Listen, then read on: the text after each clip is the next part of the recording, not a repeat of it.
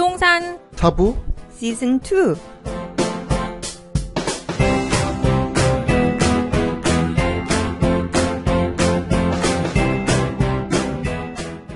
오늘은 공지사항이 있습니다. 지난 부동산 시장을 일목요연하게 정리해보고 향후 시장에 대한 예측과 매수 관점에서 매수 시점 그리고 지역 등을 살펴보는 그런 강의가 될 예정인데요. 날짜는 9월 16일과 17일, 장소는 강남 삼정호텔 연회장, 그리고 18일부터 22일까지는요 강남역의 공간 더하기라는 장소에서 할 예정입니다. 자세한 내용은 네이버 카페 사주와 부동산에 월요일 오전 10시에 공지될 예정입니다. 많은 참여 부탁드립니다. 안녕하십니까. 사주와 부동산의 추선입니다. 안녕하세요. 포인플렉스입니다. 이번 주는 또 정신없었어요. 정신없이 뉴스 많았는데 저도 개인적으로 정신없는 일이 많아갖고 바쁘셨군요. 거의 헤드라인 수준으로만 그러고서는 그냥 넘겨버렸었네요. 그렇군요. 이번에 9호 대책이 추가로 나왔고요. 네. 그리고 또 잠실 주공호가 건축심의 통과했다는 소식이 있고요. 통과라고 표현할 수 있을지 잘 모르겠습니다. 사실상 통과 그러면? 이렇게 해석은 이렇게 상반된 것 같긴 한데 일단은 그 얘기 이따가 다시 하기로 하고요. 신반포 센트럴자의 청약 소식이 있고요. 네. 아주 다양한 소식들이 있으니까 네네. 기사에서 만나보도록 하겠습니다. 네, 한 주간 부동산 뉴스 첫 번째 소식입니다. 서울 아파트값 5주 연속 하락세, 낙폭은 축소. 파리 부동산 대책 이후 서울 아파트 매매 가격이 5주 연속 하락했습니다. 저희 지난주에는 잠깐 다른데 감정원 자료가 나오질 않아서 네네. 잠깐 다른데 국민은행 거 썼다가 네네. 다시 감정원 자료로 왔습니다. 네, 오늘은 다시 한국감정원에서 지난 4일 기준 주간 아파트값을 조사한 결과 서울 아파트값이 지난주 대비 0.01% 떨어졌다고 하네요. 네, 그래프에서 보시는 것처럼 낙폭은 축소가 돼서 이제 거의 0%선, 그러니까 보합선으로 왔고요. 낙폭이 축소된 거고 서울을 보면 지난주에 0.03에서 0.01로 역시 축소됐고요. 강남구는 0.07 그대로이고 서초구, 노원구, 양천구 등이 낙폭이 축소됐고요. 강동구만 특이하게 낙폭이 확대됐어요. 그리고 이따가 말씀드리겠지만 분당구, 수성구가 0.32, 0.26으로 지난주에 많이 올랐었고요. 네. 수성구는 지난주 수준으로 올랐고 분당 같은 경우는 지난주 0.32에서 0.19로 상승폭이 축소됐는데요. 이 자료는 아직 그 투기과열 지구가 지정된 그 효력을 발휘하기 전 자료예요. 이 9호 대책 전의 자료라는 말씀인 거죠? 네네. 그래도 이제 0.32, 0.19 이렇게 상승폭이 축소되긴 했지만 상승을 계속하니까 이번에 투기과열 지구로 지정이 된 거죠. 지정된 다음엔 그러면 마이너스로 돌아갈 가능성이 더 높겠네요. 다음 주쯤에 자료 보면은 나오게 되겠죠. 네네. 다음 소식입니다. 서울 강남 재건축 겨냥 분양가 상한제 실시. 국토교통부가 9월 5일 파리 부동산 대책 후속 조치를 발표했습니다. 이 중 하나로 민간 택지내 분양가 상한제 적용 요건을 대폭 완화하기로 했는데요. 이에 따라 이르면 다음 달 말부터 분양가 상한제가 적용되는 지역이 생길 전망입니다. 분양가 상한제는 지난 2015년 거의 사실상 폐지 수준이었는데요. 이게 다시 부활하게 되는 셈이고요. 국토교통부는 이를 위해서 분양가 상한제 적용 요건 개선안을 담은 주택법 시행령 개정안을 오는 10월 말, 이르면 오는 10월 말에 공포 시행하기로 했습니다. 말이 되게 어렵네요. 네. 결론적으로 얘기를 하면 10월 8일 날 입법 예고 등의 절차를 거쳐서 10월 말경에 공포를 하면 바로 시행되는 거고요. 이건 순탄하게 진행될까요? 국토교통부 쪽에서 진행하는 거니까 아무래도 그렇게 어려울 것 같진 않아요. 진행되는 거죠. 그리고 분양가 상한제가 여기서 내용을 보면 사실상 폐지됐다 그랬잖아요. 그러니까 지금 분양가 상한제가 없는 게 아니에요. 지난 몇 년 동안 분양가 상한제를 들어보지 못했기 때문에 저는 아예 없다라고 생각을 그렇게 생각들 하시지만 지금 분양가 상한제는 있어요. 있는데 항상 조건이 있었다. 기존의 기준이 워낙 어렵기 때문에 실질적으로 여기에 영향을 받은 곳이 없었던 거죠. 그러니까 없었던 건 아니에요. 기준을 충족하는 데가 없어서 적용이 안 됐을 따름이지 규제 자체는 존재하고 있었다. 그렇죠. 그 기준을 쉽게 바꾼 거고요. 그래서 기준을 보면은 일단 주택 가격이 3개월 주택 매매 가격 상승률이 물가 상승률의 2배를 초과하는 경우, 그 다음에 이제 분양 가격, 청약 경쟁률, 거래량 등이 직전에 얼마보다 더 많아지는 경우에 그래서 기본적으로 주택 가격은 기본으로 놓고요.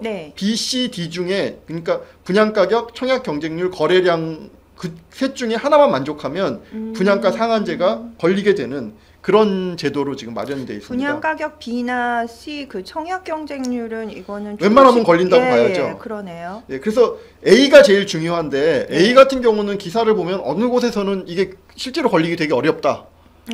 그리고 또 어디서 보면 이거 굉장히 쉽다 이렇게 해가지고 네. 이런 내용들이 나오고 있어서 저도 정확하게 이게 A라는 기준이 걸리기 쉬운지 어려운지는 나중에 봐야 되겠지만 사실 이게 상징적인 의미라고 저는 해석을 하거든요. 그래서 청약 경쟁률이든 분양 가격이든 높아질 기미가 있으면 네. 가차 없이 시행이 되지 않을까 이렇게 보고 있고요. 분양가 상한제 같은 경우는 일반 분양주택은 지금 그 입주자 모집 승인을 신청한 주택부터 적용을 하고요. 네. 우리가 흔히 아는 재개발, 재건축, 조합원이 있는 정비사업의 경우는요. 상한제가 시행되는 이후에 최초로 그 관리처분 인가를 신청하는 단지부터 적용이 됩니다. 그러니까 상한제가 10월 말에 신청을 하면 네. 10월 말에 이후에 관리처분을 신청하는 단지들은 다 적용이 되는 거죠. 관리처분 계획을 근데 신청한 주택부터 적용 왜 하필 관리처분 인가 신청을 기준으로 끊죠? 그거는 이제 왜 그러냐면요. 관리처분 신청을 할 때 조합원 부담금이 결정되고요. 일반 분양가가 결정돼요. 그러니까 왜냐하면 일반 분양가가 결정돼야지 조합원 부담금이 그렇죠. 결정이 되잖아요. 그런데 이미 관리처분을 신청했거나 인가를 받은 것들은 일반 분양가나 조합원 부담금이 어느 정도 다 정해져 있을 거 아니에요. 네. 근데 그런 데들 소급 적용하면 기존에 했던 것들을 싹 다 뜯어 고쳐야 되기 때문에 이게 소급 입법의 효과가 생기거든요. 그래서 10월 말까지 10월 말 이후에 관리처분을 신청하는 단지부터 분양가 상한제가 적용되는 것이에요. 가격 결정할 때 건드리겠다는, 그러니까 그렇죠. 통제하겠다는 그러니까 이야기. 관리처분을 신청할 때 분양가 상한제를 예상하면서 당신들이 추가 부담금들을 결정해라. 예, 그런 의미로 받아들이시면 되고요. 그런데 실제로 분양가 상한제가 시행되면 네. 평당 그 3,800을 넘기가 쉽지가 않아요. 그렇게 지난번에도 토지값 말씀드렸지만 플러스 그 이미 정해진 건설비가 들어가니까. 네, 그래서 지금 강남 사업장 같은 경우는 우리가 지난주에도 방송했지만 10만포 15차 같은 경우는 뭐 후분양제로 대우건설이 제시를 했고요. 네. 이번에 구반포 주공 1, 2, 4주구 같은 경우도 GS나 현대건설이 모두 후분양제를 할 수 있다라고 지금 그렇게 나오고 있어요. 그래서 분양가 상한제가 실시되는 경우에 네. 지금 강남 사업장 같은 경우는 후분양제로 돌리는 아파트들이 있을 것 같고요. 분양가 상한제 적용을 피하려면은 결국은 10월 말 이전에 관리처분 계획 인가를 신청해야 되는 거죠. 네. 저희가 관리처분 계획 인가 신청과 관련해서는 항상 이야기를 하면서 제초안 기준으로 해서 12월 말이었죠. 12월 말이 중요했었는데 지금 12월 말이 문제가 아니라 10월 말이 2달이나 땡겨야 된다는 이야기네요. 그런데 뭐 웬만한 단지들은 사실 뭐 어렵죠. 다 12월 말 기준으로 그렇죠. 해서 일정들을 맞춰놨기 때문에 어렵고요. 단지 이제 지금 알아야 될 것은 뭐냐면 네. 저는 그렇게 생각해요. 분양가 상한제 칼을 꺼내 놓은 거예요. 아직까지는 이걸 휘두른 게 아니거든요. 그렇죠. 그래서 칼을 꺼내 놓고 어떻게 너희들 계속 올라가다가 이 칼을 맞을래? 아니면 이 선에서 마무리를 지을래? 지금 그런 뭐 엄포용, 협박용으로 아직까지는 보이고 있어요. 지금 이 선을 뚫고 나가면 상한제가 실시되게 돼. 그래도 이제 저희가 뭐 10만포 센트럴 자이라든가 개포 같은 경우는 4,100, 4,200선에 지금 분양가들이 나왔잖아요. 네. 그나마 그래도 분양가 상한제보다는 3,400만 원씩 더 받을 수 있다는 거죠. 지금 현재 수준으로는. 그거에 만족을 하는 그렇죠. 것도. 그러니까 최소한 이번에 설정한 금액 위로는 올라가는 건 안 되고 그 이하선에서 결정을 하든가 아니면 그걸 뚫고 나가면 3,800으로 낮춘다. 지금 이런 엄포용으로 보시면 될 것 같아요. 이렇게 강제적으로 전체 시세를 끌어내리는 게 효과가 있을까요?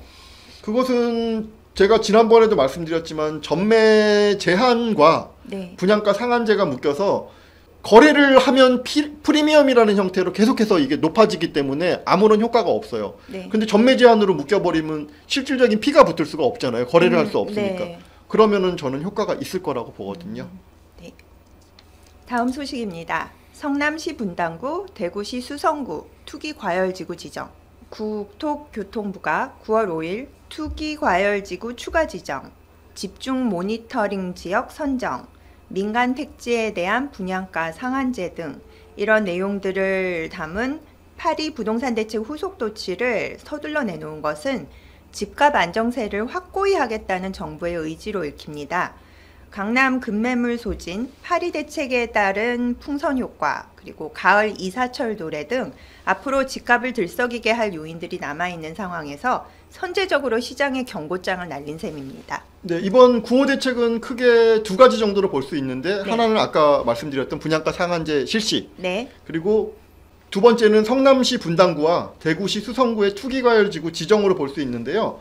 분당구와 대구시 수성구를 이렇게 두 군데를 정한 가장 큰 이유는 네. 보시는 것처럼 주택가격 파리 대책 이후에 주택가격 변동률이 분당과 수성이 1등, 2등이었어요. 그래서 어떤 댓글들 보니까 김현미 국토교통부 장관이 일산 산다고? 네. 아니 왜 일산은 자기 사는 동네는 장관이라고 빼고 지정 안 해? 사는. 뭐 이런 의견들이 있는데 그런 건 아니고 말씀드린 것처럼 주택가격 변동률이 가장 높은 1등과 2등을 투기과열지구로 지정을 한 거고요. 이 두 개 지역이 투기과열지구로 지정이 된 가장 큰 이유는 개발 사업이 마무리되면서 집값 상승에 대한 기대감이 많이 확산되면서 상승을 했고요. 네. 우리가 지난 기사에서도 분당에 대해서 분당에 상승한다고 네. 말씀드렸었잖아요.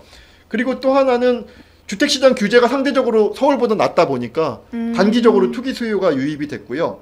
그 다음에 주변 지역으로 또 분당 수서를 매개로 해서 또 다른 지역, 지금 모니터링 되는 일산, 안양, 뭐 인천, 부산 이런 데로 더 확산될 네. 가능성이 있잖아요. 그래서 그런 것들을 갖다가 막기 위해 선제적인 조치가 취해졌다라고 보여지고요. 지금 현재는 분당, 수서 두 곳만 투기과열지구로 선정이 되어 있지만 나머지 지역들도 집중 모니터링 지역으로 해서 9개 정도가 지금 지정이 되어 있어요.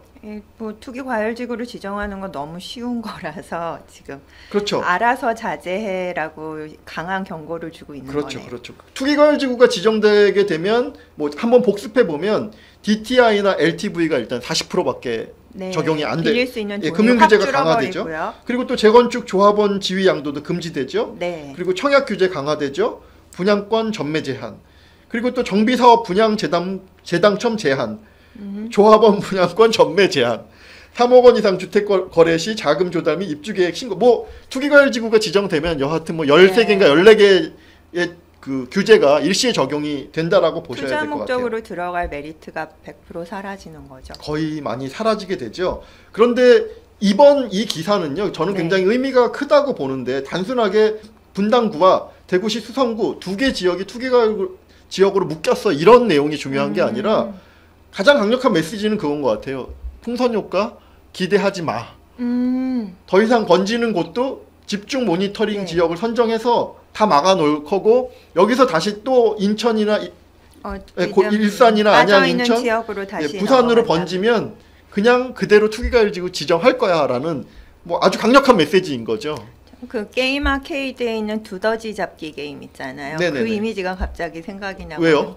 정부에서 망치를 들고 망치 들고 머리 올라올 나오기만 때마다 기다리는 거? 예, 팡팡 때려주는 뭐 그런 이미지가 갑자기 떠올랐습니다. 그래도 그거는 계속해서 머리가 나오던데요. 예, 그래서 이번 투기과열지구 지정은 단순하게 두 개 지역이 투기과열지구 지정으로 묶인 걸에 의미를 두지 마시고 예. 정부가 풍선 효과를 자시하지 않겠다라는 그런 큰 맥락을 읽는 것이 가장 중요할 것 같습니다. 네, 다음 소식입니다. 주머니 속 남은 카드, 대출 심사, 전월세 등 줄줄이 대기. 부동산 시장 안정을 목표로 하는 정부의 추가 대책이 줄줄이 예고되어 있습니다. 대출 자격 심사 절차를 강화하는 가계부채 종합 대책과 강력한 전월세 안정화 대책이 포함된 주거복지 로드맵이 이달 중에 차례로 발표될 예정입니다.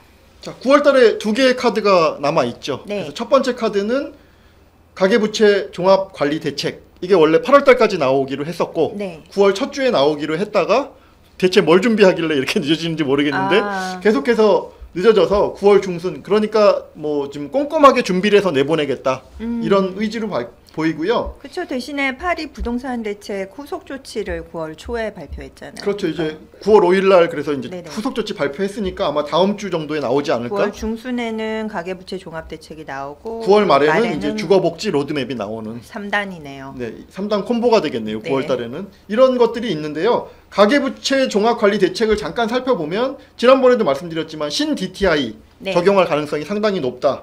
그리고 신 DTI에 대한 내용은 지난 회분 이렇게 찾아보시면 자세하게 설명을 드렸고요. 기사를 보면은 이 주요 내용이 가계부채 종합관리의 대책에 대한 주요 내용은요. 대출 한도는 이미 사실 투기과열 지구를 통해서 조정을 했잖아요. 네. 40% 이하로 조정을 했는데 네. 이번에 대책에는 어떤 것이 나올 가능성이 크냐면 대출 자격의 심사를 강화하겠다는 내용이 나올 가능성이 크다는 거예요. 그러니까 투기과열 지구에서는 그 한도를 갖다가 낮춰놓은 거고 네. 이번에는 그 한도조차도 자격 심사를 강화해서 다 안 아주 준다. 다 안 준다 그런 내용이 될 거라는 거죠. 아니, 안 그래도 저기 주택을 살 때 빌릴 수 있는 돈이 40%로 줄어갖고서는 그것도 괴로워 죽겠는데 그것도 다 안 빌려준다. 네. 그리고 이제 또 하나 카드는 뭐냐면은 총부채 원리금 상환 비율, 즉 DSR이죠. 네. 그 도입도 예측이 되는데 이 도입 기준도 굉장히 강력해질 것 같다. 뭐 이런 내용들이 있고요. 네. 주거복지 로드맵의 주요 내용은 매년 공적 임대 가구를 갖다가 17만 가구 공급하는 거, 네. 그리고 신혼부부 및 1인 가구의 계층별 주거복지 방향을 설정하고, 그리고 여기 나온 것처럼 우리가 직접 피부로 느낄 수 있는 거는 전월세 상한제나 네. 임차인 계약 갱신 청구권 도입 같은 내용, 그리고 또 하나는 그 임대업자 등록을 의무화하는 방안도 거론이 되고 있다 그래요. 그리고 밑에 보시면은 이렇게 대형 카드 2개 이외에도 네. 지금 추가로 선택이 가능한 대책이 분양권 전매 금지 지역과 기간을 더 확대하는 거. 사실 서울 같은 경우는 이제 뭐 확대할 게 없는데. 지금보다 더 확대할 수가 있나요? 그러니까 이제 뭐 다른 지역을 말하는 거죠. 청약 조정 지역이라든가 그 외의 지역을 네. 말하는 거고요.